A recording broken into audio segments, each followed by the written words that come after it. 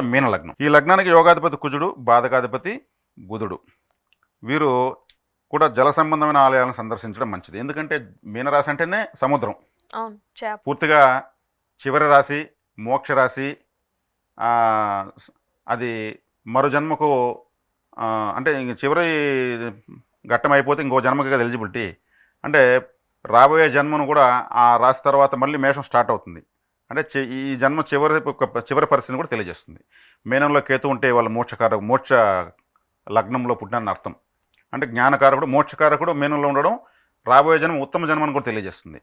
కాబట్టి వీళ్ళు కూడా జల సంబంధమైనటువంటి ప్రదేశాలకు వెళ్ళి రావడం, సముద్ర స్నానం చేయడము, సముద్రంలో స్నానం చేయలేకపోయినా ఒక పిడికడు ఉప్పన్నా వేసుకుని స్నానం చేయడము, సముద్రంలో దొరుకుతుంది ఉప్పు, ఆ యొక్క ఎనర్జీకి దగ్గరగా ఉండడం చాలా చాలా మంచిది.